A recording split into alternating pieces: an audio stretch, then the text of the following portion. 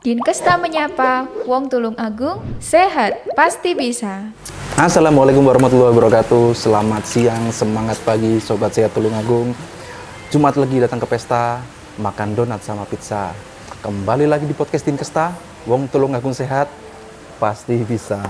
Pasti bisa. Podcast Dinkesta, podcast kesehatan terbaik nomor 1 yang sering ditunggu-tunggu oleh masyarakat Tulung Agung. Jadi hari ini kita sedikit berbeda karena kita nggak syuting di studio, Mbak. Jadi biasanya kita syuting di studio ya. Ini sambil tamasya ya. Sambil tamasya karena kru Dinkesta TV butuh healing juga. Betul. Karena kalau di dalam studio terus kan bosen dia. Perlu kita support untuk iya, healingnya. nanti mental breakdown takutnya. Jadi kita aja syuting di luar aja gitu, Mbak. Baik. Ya. Jadi bersama saya Rangga Aditya yang akan memandu Anda selama 3 hari ke depan. Oh enggak ya. Jadi kurang lebih 60 menit ke depan saya akan memandu Anda, maksimal 60 menit lah. Kalau kurang-kurang juga boleh. Bagi teman-teman yang ingin berdiskusi bisa melalui kolom chat YouTube Dinkesta TV atau melalui Instagram @dinkesta. Selain itu, Dinkesta Menyapa juga disiarkan langsung melalui lembaga penyiaran publik lokal Radio Guyub Rukun 90,1 FM Tulung Agung. Nah, bukan podcast Dinkesta namanya kalau nggak mengundang bintang tamu yang luar biasa.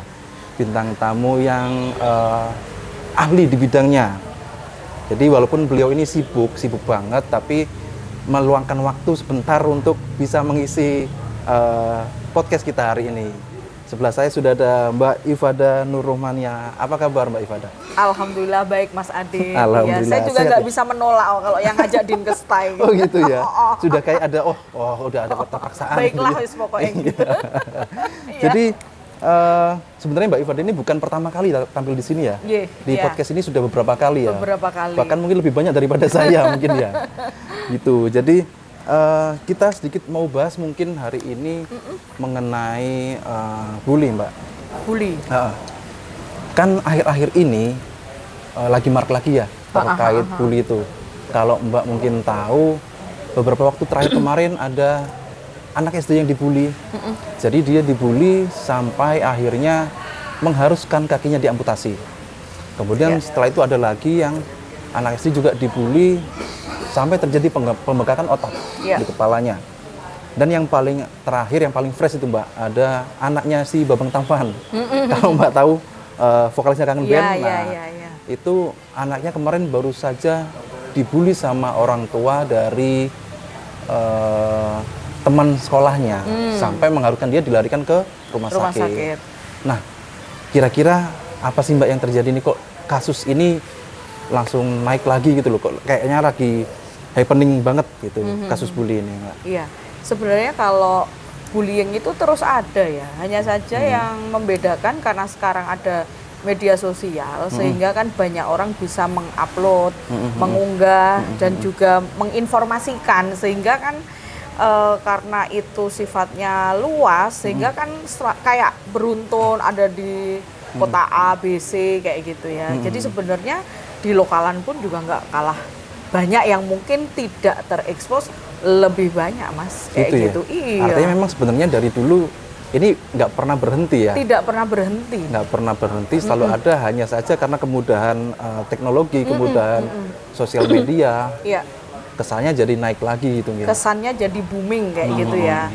Tapi sebenarnya memang mungkin bentuknya ya yang tidak selalu sama. Artinya dulu kayak misalnya sekarang pun masih ada sih kayak misalnya lo-loan jenenge bapak itu kan masih itu masih ada loh sampai sekarang. Itu zaman saya sekolah aja udah sudah ada dulu zaman kakak-kakak saya itu kan itu juga termasuk kan sebenarnya kan kayak gitu. Cuman kan ya lebih ke situ kayak gitu. Tapi kalau yang ke sini memang banyak hal-hal yang lebih ekstrim yang mungkin lebih terekspos, lebih terblow up lah kayak gitu ya. Itu ya. Mbak, terkait bully ini saya pengen tahu sih. Sebenarnya apa sih kira-kira yang menyebabkan seseorang ini melakukan tindakan bully? Apakah karena mereka ini memang kayak punya kelainan ketika melakukan tindakan perundungan ini atau bully ini kepada orang lain. Iya, karena sebenarnya gini ya, kalau saya biasanya menggambarkan logika sederhana aja lah. Orang itu ketika tidak happy, dia pun juga akan mengeluarkan itu kayak gitu. Jadi sebenarnya anak-anak yang atau orang yang bisa membuli, sebenarnya dia pun juga dalam kondisi yang dia nggak baik-baik aja kayak gitu.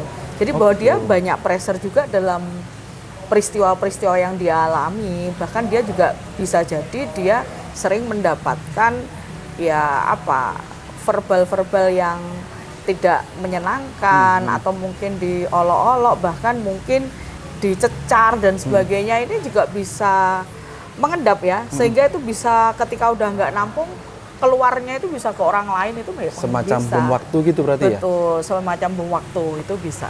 Artinya memang berarti kayak semacam apa ya, sesuatu yang perlu dilampiaskan sama mereka, akhirnya menjadi perilaku bully gitu mungkin ya, karena mereka juga dapat tekanan juga dari luar, entah dari Bisa manapun dari gitu dalam, bisa dari dalam. Misalnya gini, sebenarnya orang apa ya, yang melakukan bullying ini, dia juga akan melihat kondisi-kondisi yang dia pernah alami kayak gitu. Misalnya dia ngelihat nih, misalnya ya namanya verbal orang dewasa ini kan ada kalanya tidak terkontrol dan dia sering melihat, bahkan bisa mengimitasi itu.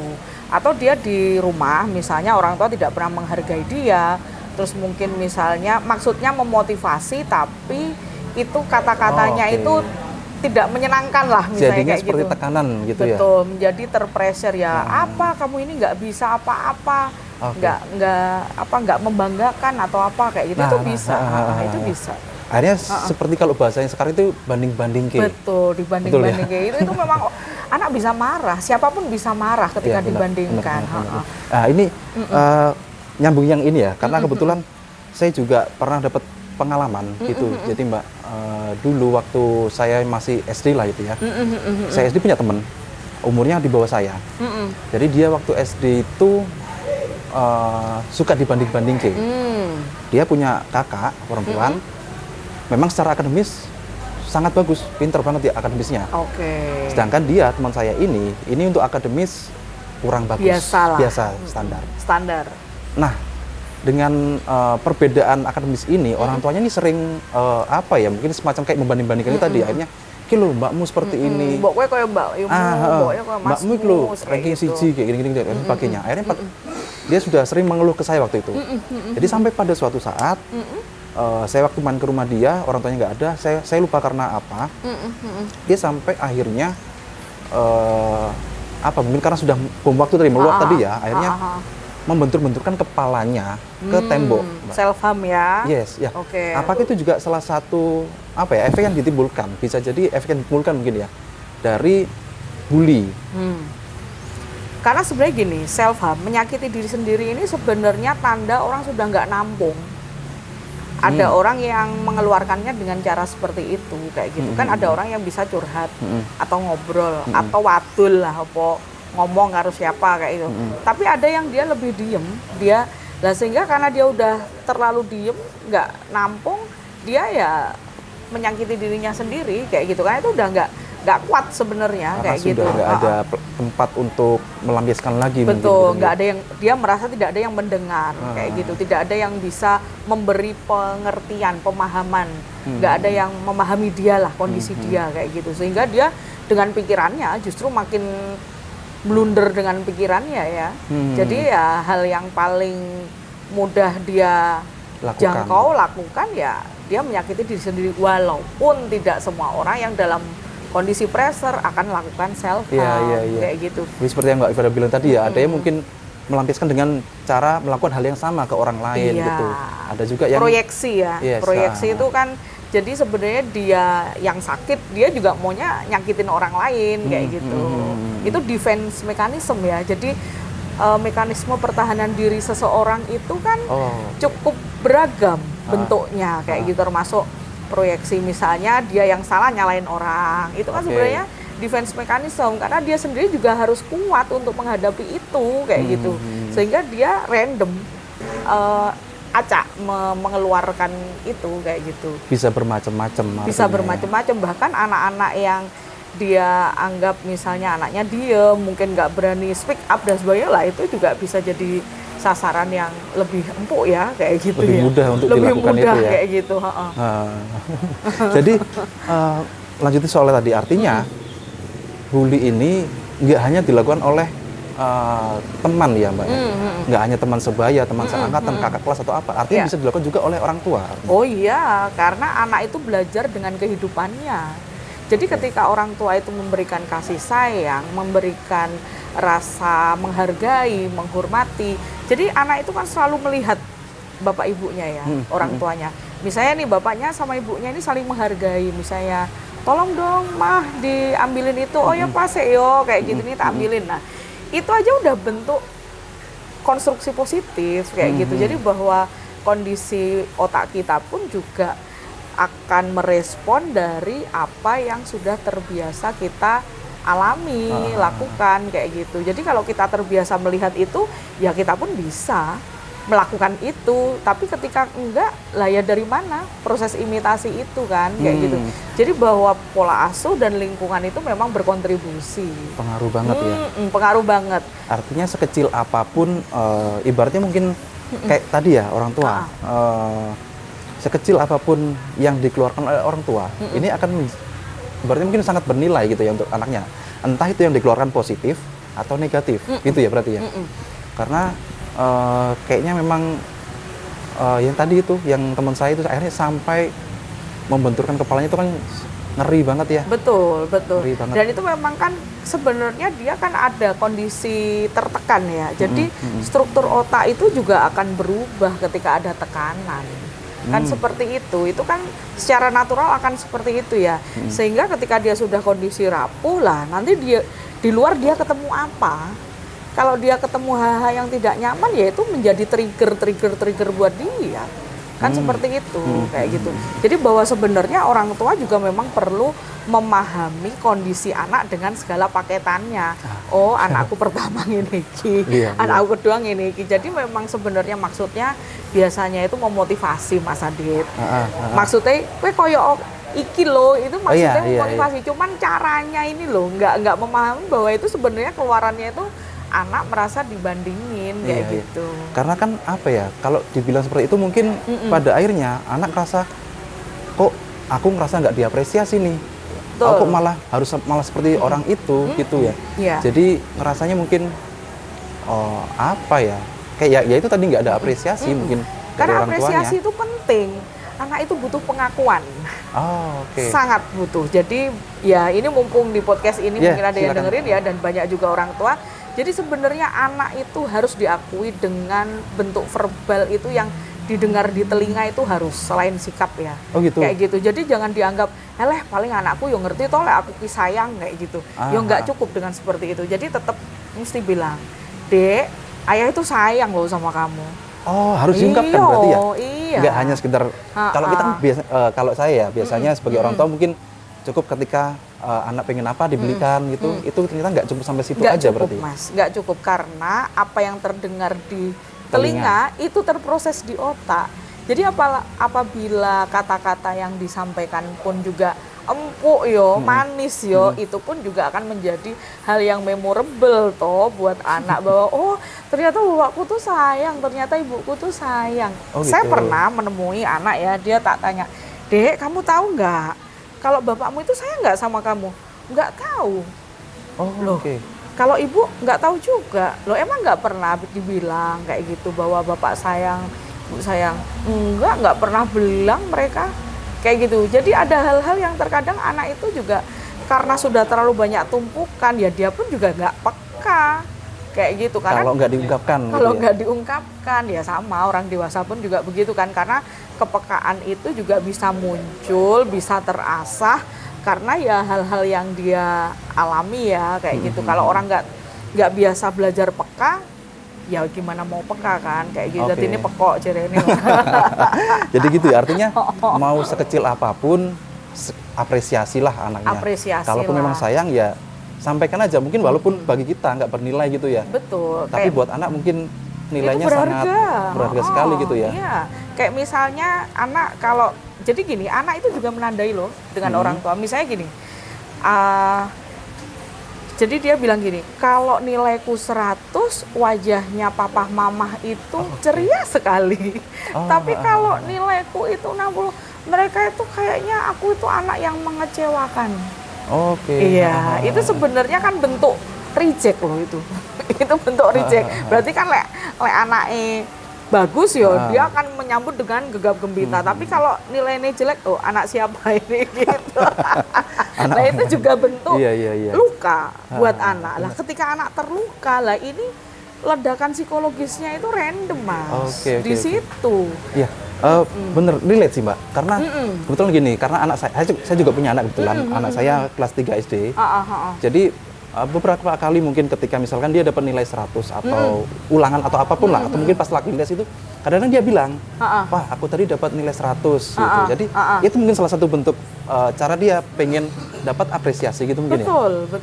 Oke. Jadi dia beranggapan kalau nilaiku bagus itu ya aku akan diakui, aku akan membanggakan, membuat papa mama happy kayak gitu.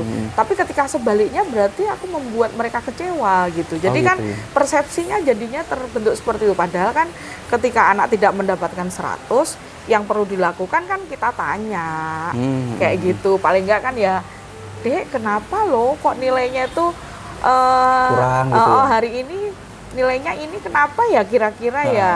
Aku capek. Oh lah, misalnya dia bilang gitu tuh ya jangan terus dibilang alah kowe iki alasan ya aja ngono. Itu juga membuat anak juga makin kebanting ya. Itu ya. Kebantingnya itu bukan kebanting fisiknya, psikologis itu efeknya domino kayak gitu. Jadi memang itu bagian dari yang membuat jadi anak yang terluka itu banyak sebenarnya. Bahkan dia juga karena luka yang ada di dalam dirinya dan itu tidak terlihat. Jadi sakit tapi nggak berdarah, sakitnya tuh di sini tuh. Iya, benar.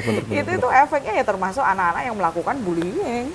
Dan bahkan dia pun juga akan melihat dari kondisi-kondisi kayak misalnya dengar bapaknya atau ibunya lagi ngobrol, "Ayo, kai memang no," kayak gitu. Nah, itu kan juga akan terekam ya. Kayak gitu. Jadi apa yang kita lihat, kita dengar itu terproses di otak.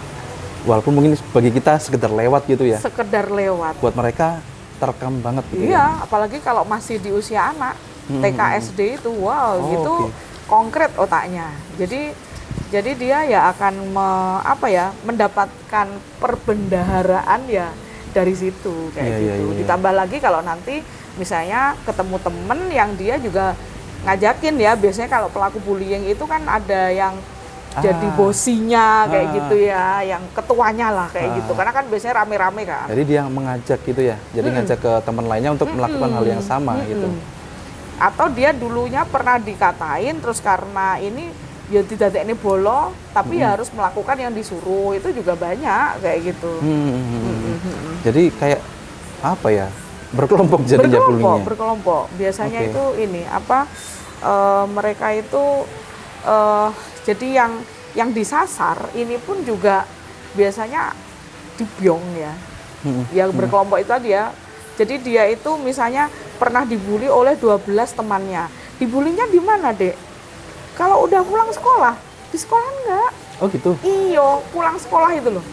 Karena kan gitu ya? Kan di sekolah itu kan memang sudah ada ada aturan-aturan, terus kemudian sekolah ramah anak gitu ya, kayak gitu. Banyak ya. poster-poster tulisannya. Betul. Jangan bully gitu. Be a buddy, not a bully gitu ya. Jadi itu di sekolah aja, semboyan di sekolah, di luarnya baru itu tadi gitu ya. Walaupun di sekolah itu biasanya kadang kalau sekarang itu beberapa orang itu yang ngalami itu dari klien saya dipraktekan itu ya kadang disenggai ya. Disenggai itu kayak misalnya tuh kan DE mesti pengen nonjol kan kayak gitu. Jadi ketika ada anak yang berprestasi, jadi dia ini sebenarnya kan dia berprestasi karena dia mampu itu ya. Tapi ternyata ketika dia itu ibaratnya gini, dia itu mau izin lah ke kelas kayak gitu. Aku hari ini akan menghadiri, maksudnya mewakili sekolah kayak gitu. Wah, itu di grup sekolah itu dia dibully habis-habisan. Oh, pamer kamu sok-sokan sok cantik kamu ya, sok pinter kamu ya, apa segala macam.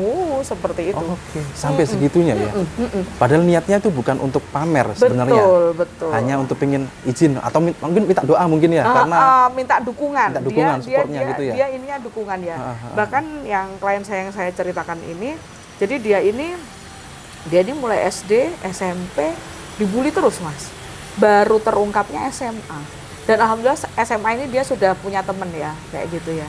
Jadi sepanjang SD itu 6 tahun ya, ditambah 3 tahun, kayak gitu. Itu efeknya apa yang terjadi, Mbak? Efeknya ya dia kayak, ini ya, dia bingung. Yang jelas kan kayak, anak itu sedih ya, kalau nggak punya temen itu kan sedih. Jadi temen itu adalah segala-galanya, bukan berarti orang tua nggak penting, tapi temen itu sangat penting buat anak. Makanya kalau misalnya anak disatru itu gak dibolong koncone itu makanya bener-bener sedih itu memang betul. Jadi itu bukan kalau orang dewasa, kalau misalnya ngalami itu, jangan anak di skip ya. Maksudnya gini, alah dek, teman banyak, wes nggak usah temenan sama itu. Ya nggak seperti itu. Ya kita dengerin dulu, kita peluk, apa. Biarkan dia bicara, kayak gitu ya. Terus dia juga ngalami depresi juga, ada kecemasan. Yang itu ya, yang dalam siklus yang panjang kan. Dia ada kecemasan, jadi kayak mau masuk sekolah itu kayak udah keringat takut duluan gitu ya. Nanti ada kejadian apa ya di sekolah kayak gitu. Jadi itu. Tapi dia bagusnya sekolah terus kayak Masih gitu. mau sekolah ya? Masih mau sekolah terus. Nah, setiap orang kan beda, ada yang dibully patah nggak mau sekolah. Itu kan juga banyak kayak gitu. Karena kan memang mungkin tiap orang beda-beda ya penerimaan dalam menerima mungkin informasi, menerima suatu perbuatan atau apa ya gitu. Jadi kalau mungkin seperti yang kita sempat ngobrol kemarin mungkin ya, ada teman yang magang di tempatnya Mbak Iva tuh. Ada yang dia dari Labuan Bajo itu, dia kan cerita bahwa dia juga pernah dibully karena memang dia dari luar Jawa gitu mungkin ya. Rasis ya? Rasis bener. Dia dibully tapi karena mungkin dia bekal dari orang tuanya cukup kuat. Dia masih bisa survive sampai saat ini. Betul. Dia ketika dibully dia masih bisa mungkin jawab gitu atau ya. Mungkin ngelawan balik gitu. Artinya bisa survive. Nah, beda hal sama mungkin yang temen dia yang satunya yang dari luar Jawa juga bahwa ketika dia dibully akhirnya sampai benar-benar depresi banget sampai akhirnya memutuskan untuk nggak ikut di sekolah itu waktu itu. Iya. Karena daya tahan seseorang itu kan subjektif. Jadi kayak misalnya kita satu saudara gitulah, bapak ibunya kita sama, tapi itu nggak bisa sama. Kayak gitu. Walaupun bapak ibunya sama. Satu genetik gitu istilahnya. Iya. Karena ya itu tadi, bagaimana dia menangkap ya dari apa yang dia alami itu membuat berbeda dalam tempaan mental seseorang. Kayak misalnya dimarahin bapaknya, yang satu responnya rasanya udah sedih, dia sensitif misalnya, tertekan gitu ya? Kayaknya wis pokoknya apa-apa itu pokoknya aku salah. Nah, tapi kalau yang satunya, oh mungkin memang aku ada salah ya hari ini ya, kok sampai bapak marah-marah misalnya kayak gitu. Ya itu. Jadi itu yang akan membedakan dalam proses kekuatan mental. Sebagai orang tua, kita mungkin perlakuan ke anak pun juga menyesuaikan. Karena kan mungkin ya itu tadi, tingkat penerimaan tiap anak walaupun sama cetakannya istilahnya mungkin ya. Cetakannya sama tapi karena mungkin cara menerimanya beda, artinya kita memberikan perlakuan yang berbeda-beda juga. Jadi memang orang tua kan memang perlu punya referensi. Sedangkan yang sering saya bilang bahwa tidak ada sekolah jadi orang tua. Benar, nggak ada juga itu. Belum ada sampai saat ini.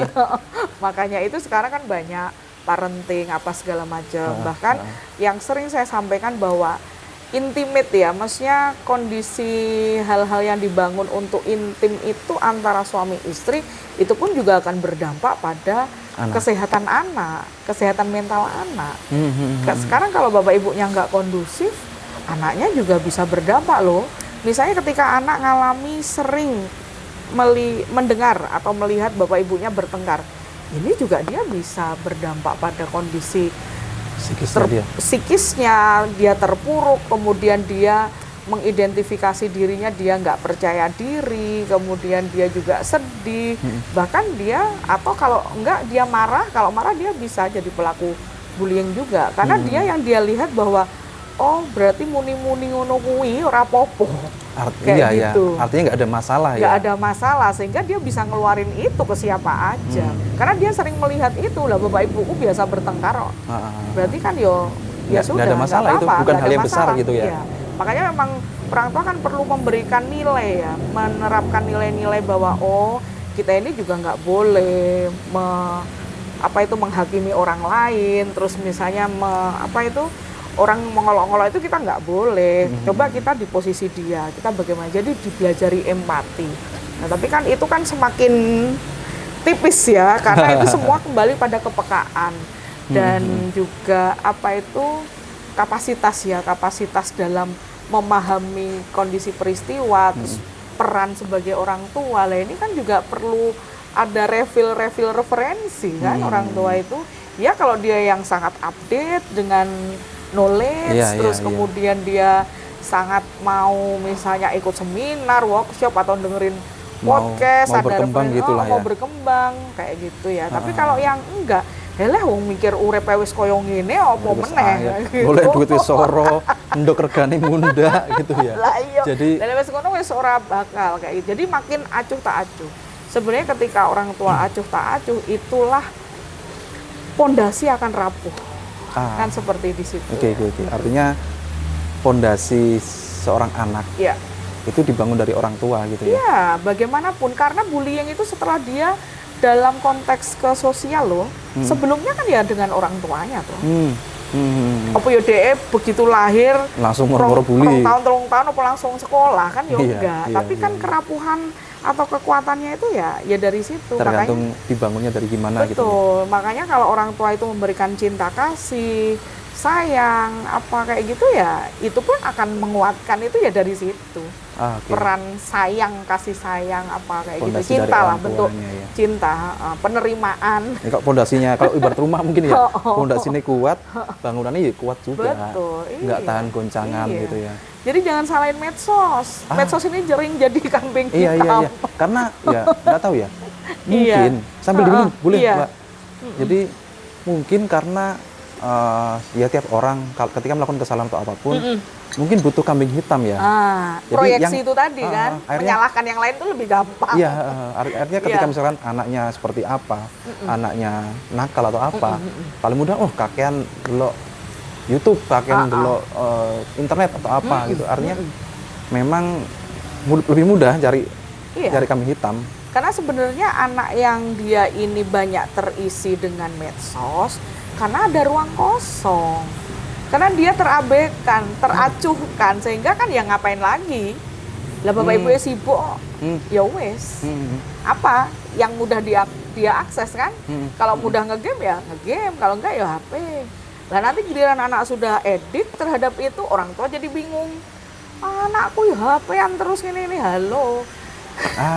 Itu kan ya ujuk-ujuk kalau ya jadi kalau yang terjadi pada diri seseorang, apalagi itu berkaitan dengan konteks psikologi, nggak ada yang tiba-tiba, pasti ada proses, ada sebab ada akibat gitu ya. Jadi ada akumulasi yang sudah berlangsung kayak gitu, tumpuan-tumpuannya itu ada, baru ledakannya jeder kemana kayak gitu. Oke, iya. Menarik sekali, Mbak. Jadi saya juga kayak terpukul jadinya. Jangan-jangan saya seperti itu nih. Iya. Nah, ngomongin soal yang tadi, anak yang kena dampak bully atau apa, yang sampai mungkin self harming atau mungkin depresi dan sebagainya, ini bisa disembuhkan nggak, Mbak?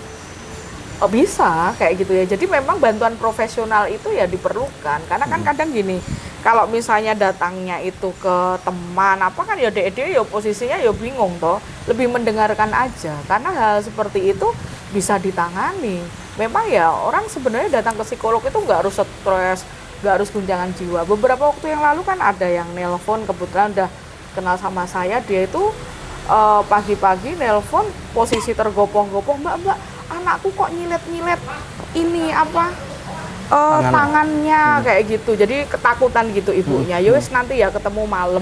Lu kok malam mbak? Lah aku saiki nggak apa-apa nanti malam aja. Akhirnya ya. Tapi saya sebenarnya sudah ini ya, maksudnya udah pernah ketemu ya sama si anak itu ya. Sudah pernah ketemu. Udah pernah ketemu ya, karena itu temen lah kayak gitu ya. Jadi dia ini ya memang udah banyak pressure ya kayak gitu. Jadi ya verbalnya dari bapak ibunya ini cukup yang keras dan gitu. Keras lah, ibunya keras, bapaknya juga lah. Kenapa bapak ibunya keras? Karena dia juga dapat konstruksi keras dari pola asuh sebelumnya. Efek domino tadi ya. Jadi yang kayak dari sebelumnya keras, nurun atau bukan nurun ya, mungkin diikuti oleh anaknya, Iya. kemudian diikuti lagi oleh anaknya lagi dan begitu seterusnya. Jadi efek Iya. domino gitu ya. Artinya gini Mbak, mungkin berarti ketika seseorang mengalami depresi atau seperti itu tadi, yang disembuhkan bukan cuma si anak harusnya berarti kan? Iya. Jadi memang makanya kalau datang ke profesional, misalnya kayak itu ya, yang saya ceritakan itu ya, klien itu ya. Jadi dia pun juga, bapak ibunya juga saya ini harus di treatment juga kayak Iya, gitu. iya. Karena anak itu kan nggak tiba-tiba begitu aja menjadi seperti itu. Jadi kan dijelasin bahwa sebenarnya suara-suara yang kenceng, dia merasa kalau bapak ibunya lebih sayang sama adiknya. Oke. Kalau dia selalu dimarahin. Jadi apa yang dalam proses-proses konseling itu kan diolah lagi untuk diperbincangkan ya. Tapi kan nggak langsung apa yang dibilang anak ya enggak lah kayak gitu. Jadi paling enggak itu untuk proses refleksi orang tua kan seperti itu.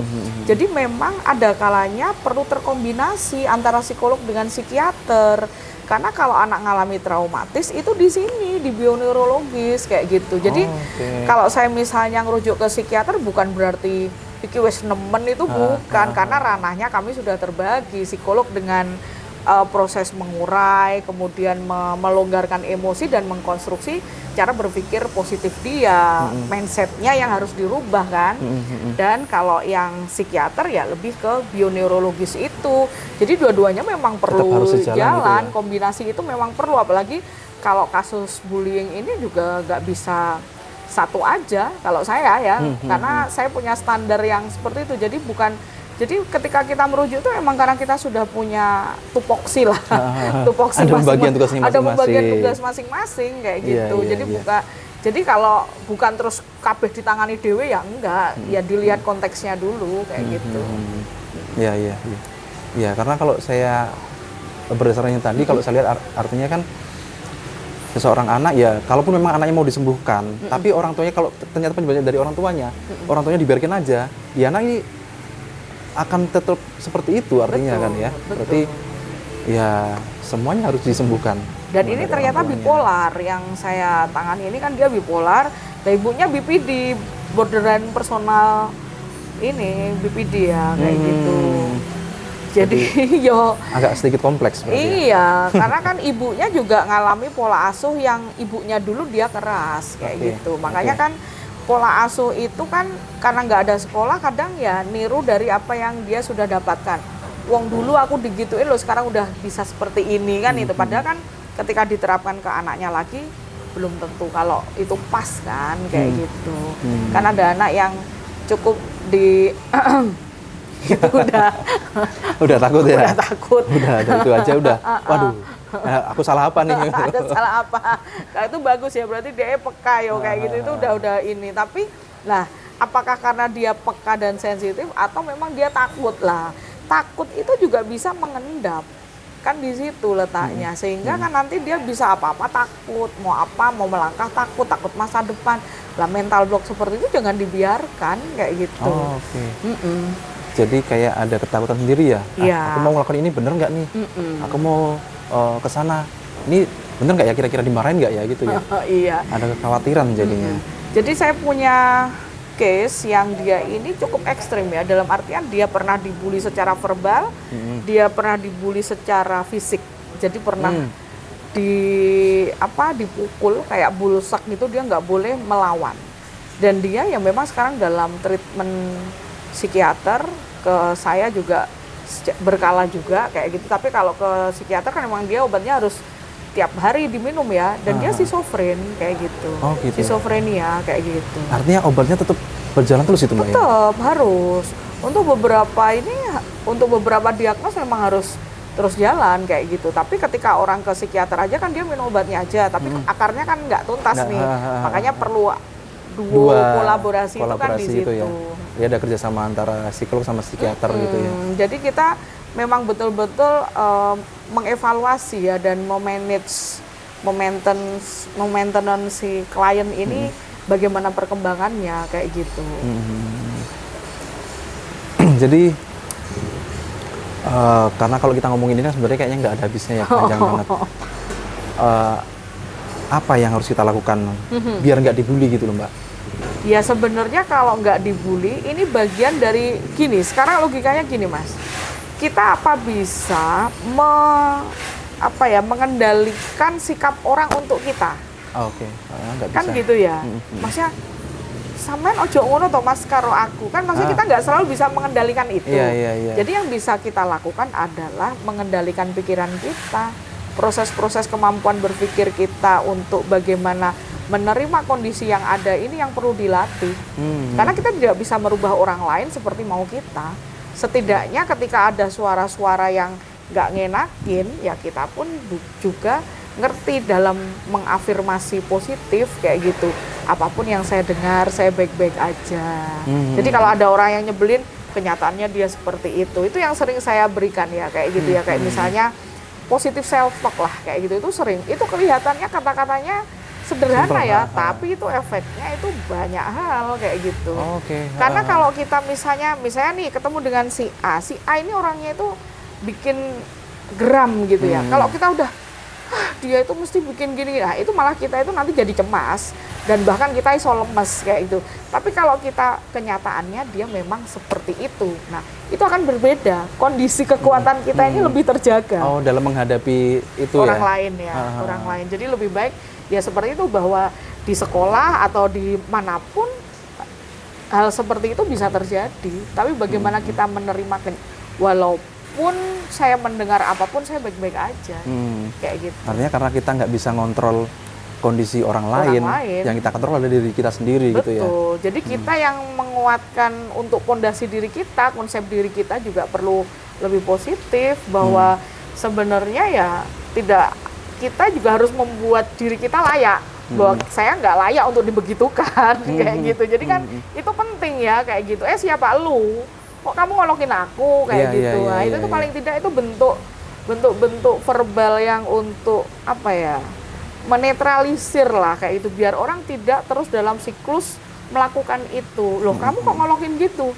Ada undang-undangnya loh. Kamu nanti tak laporin loh ke kepolisian misalnya, karena bullying kan ada undang-undangnya juga kan kayak gitu. Tapi kan gini Mbak, nggak semua orang punya keberanian mungkin seperti itu. Nah kalau misalkan aja saya atau saya lah, saya nggak punya keberanian untuk melakukan ngancam balik si pelaku bully ini.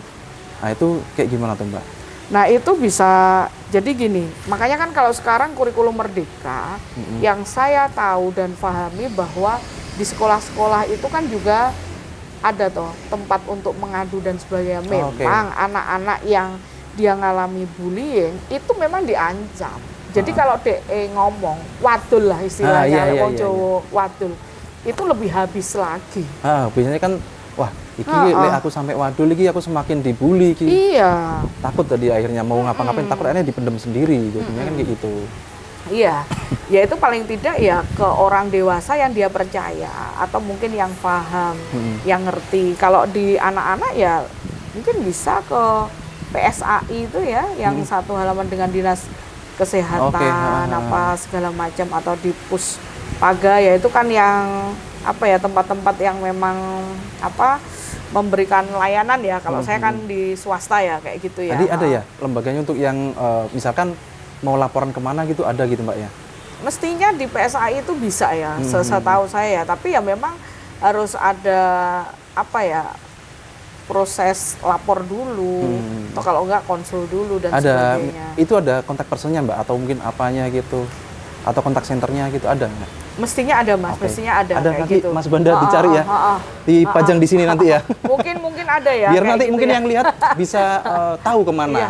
Jadi nanti Atau mungkin bisa pajang di sini nih. Kadang juga kontak saya dipikirnya saya ngurusi anak kayak gitu ya. Kalau saya ngurusi HIV/AIDS, kalau selain praktek psikologi di dekat alun-alun situ kan saya juga ngurusi HIV/AIDS. Kadang juga ada karena ngerti ini juga di situ ya, misalnya minta tolong kayak gitu ya, it's okay aja toh. Nanti kan kita tinggal linkkan mengarahkan gitu. Betul, mengarahkan, karena kebanyakan yang saya alami mereka ini kalau dalam proses-proses hukum ini kan prosesnya rumit toh Mas. Lama. Sehingga mereka ya pakai jalur bagaimana kondisi psikologisnya menjadi lebih baik. Sehingga ya mereka lebih ke psikolog. Seperti itu. Iya, iya. Berarti butuh tempat untuk mengadu mungkin gitu ya. Betul. Nah, maksudnya Bu yang tadi kan kita nggak bisa ngontrol perilaku orang lain. Nah, mungkin kita ini dari sudut pandang si pelaku mungkin, apa yang bisa kita lakukan supaya kita nggak melakukan hal itu, nggak melakukan bullying gitu, Mbak. Iya. Misalkan seandainya orang tua kita atau mungkin keluarga kita yang toksik atau apa ke kita supaya nggak melakukan hal yang sama, apa yang harus kita lakukan? Ya sebenarnya tetap ada orang yang bisa mendekati ya Mas, karena pelaku bullying ini kan juga nggak selalu peka. Maksudnya dia nggak merasa bahwa itu menyakiti kan. Jadi paling nggak ketika tahu apa segala macam ya mungkin ada yang mengingatkan gitu ya. Mengingatkan dan juga memberikan sentuhan-sentuhan psikologis ya. Jadi kalau sudah ngomong tentang kasus bullying bukan hanya korbannya, tapi pelakunya juga ditangani. Sama halnya kalau kita ngomong tentang pelecehan seksual, bukan hanya korbannya yang ditangani, tapi pelakunya juga dua-duanya. Karena ini sama-sama ada hal-hal yang memang harus ditangani secara profesional, bukan dianggap selesai. Iya, artinya kalau mau nyembuhin nggak cuma itunya aja, akarnya juga ya. Betul. Karena kalau akarnya nggak diberantas juga sama aja. Sama gitu, kan? aja kayak gitu. Korbannya bisa dari mana aja kalau akarnya nggak diberantas nih. Iya. Karena memang ketika anak ya kayak misalnya saya sering ya dapat klien dengan bullying ya. Dia ini ketika dalam kondisi pressure itu luar biasa dia down ya. Tapi ketika dia sudah mulai dirilis emosionalnya, emosional rilisnya dilakukan, dia ini udah beda. Dia sudah lebih berani kayak gitu. Bahkan ketika di sekolah dilakukan lagi oleh temennya, dia bisa ngomong, aku udah nggak ngapa-ngapain, ngapain kamu tetap seperti itu sama aku.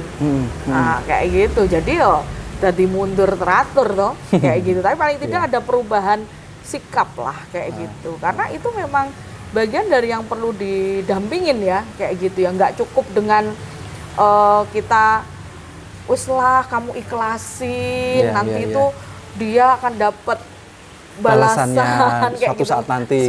Saat nanti. Nggak bisa seperti itu ya? Iya, itu sebenarnya bentuk-bentuk yang tetap bisa dilakukan. Maksudnya itu kan bagian dari yang memang kita perlu ngomong seperti itu, tapi ya tidak sekonyong-konyong ke situ, karena dia juga butuh untuk proses-proses bagaimana dia menjadi bangkit dan dia juga difahami dan dimengerti atas kondisinya. Kayak artinya gitu. Nggak bisa serta-merta, sudahlah ikhlasin aja gitu, nggak bisa ya. Apalagi sampai adu nasib, musik mending gitu kan. Seringnya sekarang kayak gitu kan. Adu nasib malahan. Musik mending ini tok seenak aku mbien. Nah, ini kan banyak juga, kayak gitu juga, Mbak. Ini juga bahaya juga. Bahayanya gini. Bahayanya ya ketika kita membanding-bandingkan barometer kita dengan dia, orang lain lah, ini yang membuat orang ya semakin merasa nggak ada tempat. Jadi kemana lagi nih saya? Makanya kan sekarang semakin orang paham bahwa ya kalau curhat sama konco dintai penak omongan ngono. Makanya malah adu nasib. Makanya diskusi curhatnya yang psikolog kayak gitu. Jadi ya karena ya itu tadi sebenarnya karena nggak ngerti harus gimana kayak gitu. Kayak misalnya kadang orang akan diem dia itu kalau ditanya siapa, padahal sama-sama ditanya. Tapi ya karena kita punya teknik ya untuk bagaimana orang menjadi bicara, dia ngomong itu kan juga akan ini ya, yang tadinya menutup rapat dirinya kan juga akan ya karena ada teknik-teknik itu ya, teknik-teknik konseling kayak gitu. Cara buka pagernya orang biar mau terbuka sama kita gitu nih. Iya. Mbak, ini pertanyaan yang dari dulu ada di benak saya. Bisa nggak bully ini diberantas? Kalau kita lakukannya itu secara komprehensif, artinya ya itu bukan hal yang mustahil. Tapi kalau parsial ya yang terjadi seperti ini, kayak misalnya ya ditangani korban itu, tapi yang pelakunya orang, kan kayak gitu. Biasanya kan pelaku bisa lewat begitu aja terus kemudian kondisi orang tuanya gimana, itu juga menjadi terputusnya treatment itu ya karena orang tuanya tidak bersedia dan sebagainya, sehingga kan ya akan ya itu ya nggak mau dianggap sumber masalah gitu mungkin ya. Jadi lepas aja, anakku yang bermasalah kok misalnya seperti itu. Artinya sebenarnya bisa selama yang di treatment ini semuanya, nggak cuman si korban tapi juga si pelaku, Iya. nggak cuman hasilnya tapi akarnya juga, gitu Akarnya juga kayak gitu. Cuman ya memang itu yang bekerja harus banyak pihak toh, ya. kayak gitu, harus Iya. banyak pihak. Benar, Jadi bukan ini ditumpukan pada, karena kesehatan mental itu kan sebenarnya luas kayak gitu. Jadi itu dari berbagai sektor, elemen itu kan sebenarnya terkait. Tapi kalau sudah menyangkut tupoksi lah ini, lah itu duduk gaweanku lagi yang jadinya kan nggak ini. Karena melibatkan banyak pihak gitu ya. Atau mungkin hal-hal yang memungkinkan ketika orang semakin teredukasi, paling tidak meningkatkan kepedulian toh Mas. Proses kesadaran diri untuk bagaimana dia melibatkan diri dan terlibat untuk memangkas bullying ini, ya itu bukan hal yang mustahil. Tapi ya memang harus tumbuh dari personal, kita nggak bisa nunggu dari orang lain kayak gitu. Jadi harus dari diri kita, yuk kita pangkas nih, tuntaskan nih kayak gitu. Kita potong siklus ini kayak gitu. Jadi kalau ada sesuatu hal ya kita harus bergerak kayak gitu. Karena ini kan gerakan sosial loh ini. Iya. Gerakan sosial itu ya harus dari proses kerelawanan kayak gitu. Iya benar. Udah lama nih udah agak panjang kita ngebahasnya dari tadi ya. Iya. Mungkin ada closing statement Mbak terkait bully ini. Ya, jadi sebenarnya kalau closing statement dari saya ya, kita ini berhak bahagia kayak gitu ya. Jadi apapun yang pernah terjadi dalam hidup kita ya itu jadikan titik balik ya untuk menjadikan diri lebih baik, lebih berprestasi ya. Kita capai dari apa yang kita inginkan itu. Jadi kita berhak bahagia. Jadi walaupun sudah pernah terjadi seperti itu, saya bisa bangkit. Oke. Afirmasi positif gitu ya, biar bisa bangkit. Ya, terima kasih Mbak Ifada sudah Mas jadi Adit. narasumber di sini, sudah mau sharing terkait